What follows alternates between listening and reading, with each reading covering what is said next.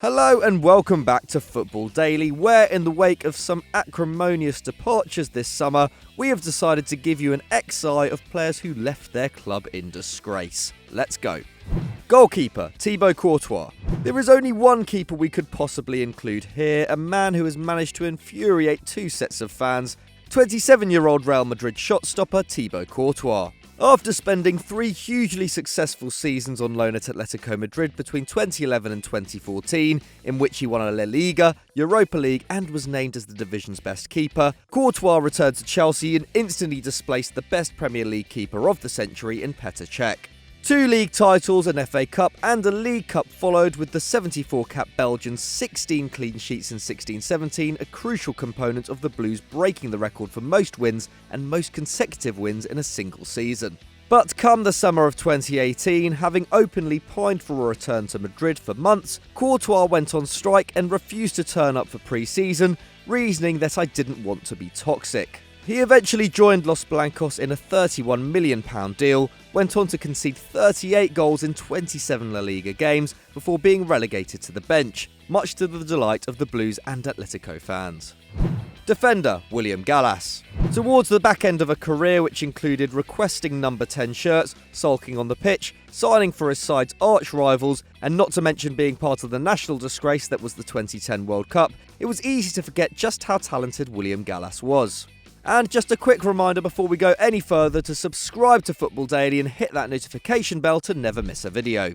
After all, the Frenchman was a key part of Mourinho's back-to-back title winners between 2004 and 2006, playing 62 games as Chelsea conceded just 37 goals across 2 seasons, 17 fewer than Man United did in 2018-19 alone. But come the end of 2006, Gallas was unhappy with his pay and the fact he was playing out of position at left-back, and the Frenchman handed in a transfer request with Juventus and Milan interested. When the Blues turned this down, Gallas went on strike, even threatening to score own goals unless he got his move. While the 84-cap Frenchman denies these claims, he was eventually used as a makeweight in the Ashley Cole deal, in a move that PFA boss Gordon Taylor said left a bad taste in the mouth. Defender, Laurent Koscielny.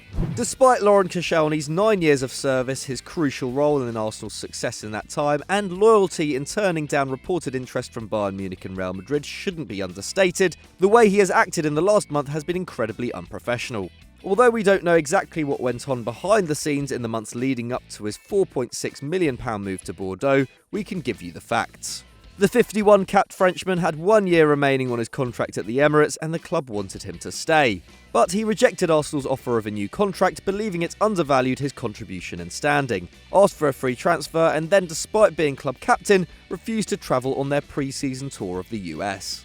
That meant that with 2 days until the window slammed shut and with the club struggling to bring in defensive reinforcements, Koscielny swapped Champions League chasing Arsenal for a club who finished 14th in Ligue 1 last season. If that wasn't enough, he then rubbed salt into the wound with a distasteful reveal video, leaving the fans who previously worshipped him up in arms.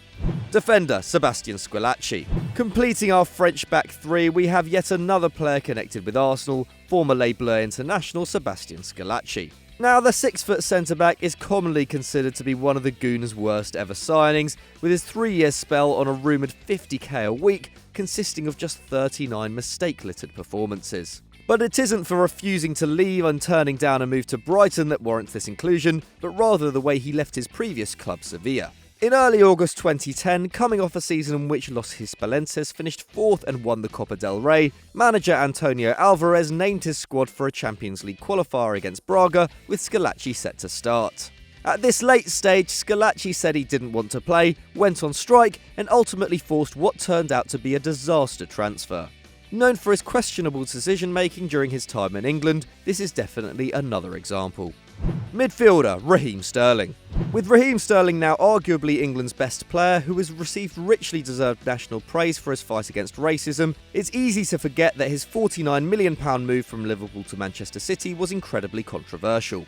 Just 5 years earlier, Sterling had arrived in the Northwest for an initial £600,000 fee, and after slowly bedding into the side, hit top form in the 2013-14 season. His 9 goals, 5 assists and burgeoning relationship with Sturridge and a phenomenal Suarez took Liverpool to within just 2 points of a first ever Premier League title. But after missing out to City, despite having been 3 points ahead with 3 games to go, Suarez, Agger and Reina all left and were replaced by 9 players, including Balotelli, Lovren and Markovic.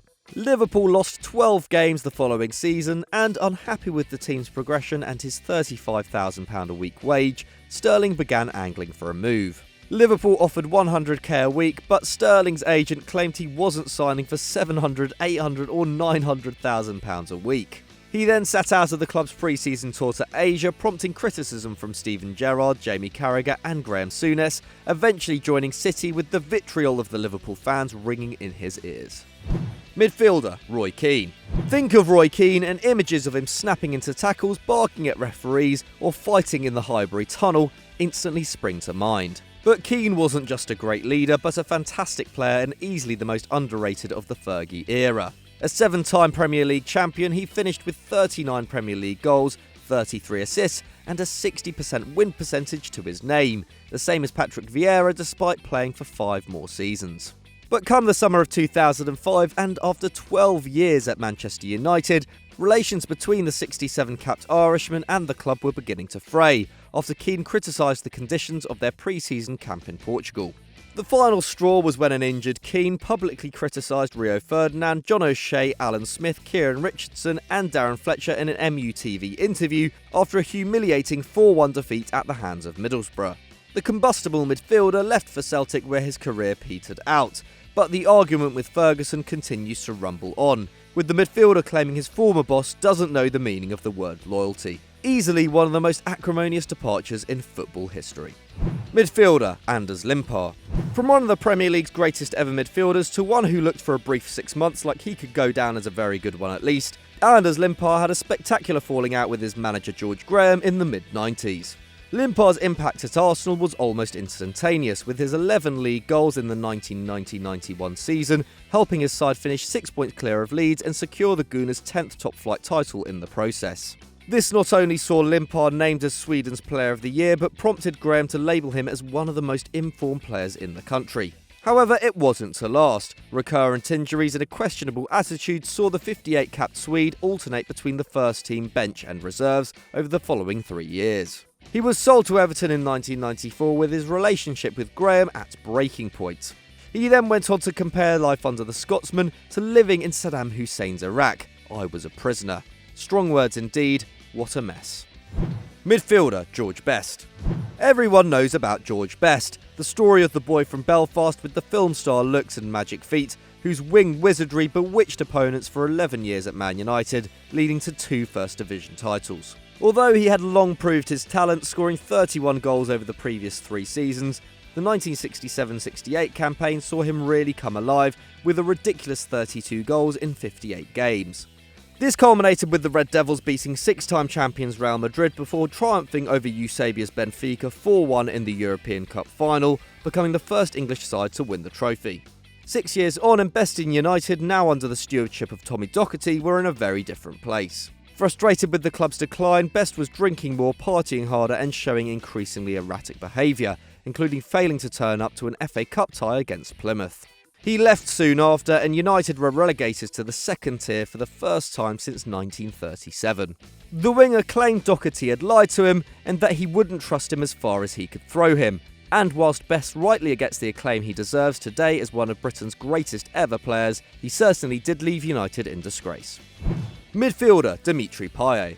In June 2015, just 17 days after Slaven Bilic was brought in from Besiktas, the Hammers announced the signing of Dimitri Payet for £10.7 million from Marseille, with the Frenchman fresh from contributing to 23 Ligue 1 goals the previous season. To say the 28-year-old hit the ground running would be an understatement. Despite missing 3 months of the season with an ankle injury, his 9 goals and 12 assists saw him nominated for the PFA Player of the Year. While we could point to his 2.4 shots, 2.3 dribbles and a quite frankly ridiculous 4.2 key passes per 90, it was in fact the way he made West Ham fans feel that sets him apart. A year after finishing 12th in the Premier League, Hammers fans now had a player they could believe in, who fired them to 65 Premier League goals, their most in a top-flight campaign since 1992-93.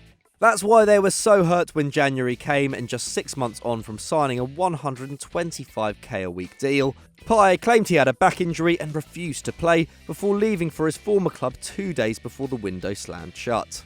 Sadness turned to fury when those mythical injuries disappeared and Payet played his first game on deadline day. Forward, Diego Costa. Diego Costa made a lot of enemies in England during his successful but highly controversial 3-year spell at Chelsea. In the summer of 2014, having sold Lukaku, Demba Ba and Fernando Torres, Jose Mourinho decided to bring in the Premier League proven Loic Remy, Didier Drogba and Diego Costa.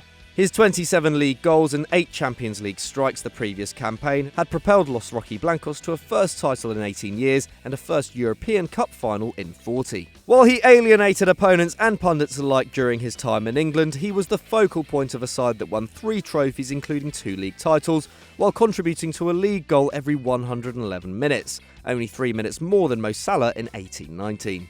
That's why it felt harsh when in the summer of 2017, Antonio Conte texted the Spanish striker to tell him he wasn't in his plans, despite Costa chipping in with 27 goal contributions the previous season. But fleeing to Brazil when the Blues were still paying his wages in an effort to force a move back to Atletico probably wasn't the best way to go about it. Forward, Pierre van Hooijdonk. Pierre van Hooijdonk shot to prominence at Celtic, where his 56 goals in 92 games between 1994 and 1997 were a bright spot for the boys in a decade otherwise dominated by Rangers. But after claiming his £7,000 per week wages in Glasgow might be good enough for the homeless to live on but not an international striker, setting the scene for what was to come, he joined Nottingham Forest in a £4.5 million deal. Arriving that March, the 46-capped Dutchman was powerless to prevent their relegation, but his 29 First Division goals the following campaign saw the Reds promoted at the first time of asking. However, things quickly turned sour. After returning from the 1998 World Cup, he found that captain Colin Cooper and his strike partner Kevin Campbell had been sold. And after disapproving of the calibre of their replacements, he fled to his homeland and refused to come back. When Van Hooijdonk finally did return 3 months into the season, with the club threatened by relegation, he could only muster 6 goals in 21 games. And his teammates were so angry that they even refused to celebrate a goal with him. At the end of the campaign, he was sold to Vitesse and has subsequently expressed regret over his handling of the situation. So that was our 11 of players who left their club in disgrace. Can you name any more? Let us know in the comments below. If you enjoyed this video, why not click on the one on screen right now? And of course, subscribe for more great content. See you later.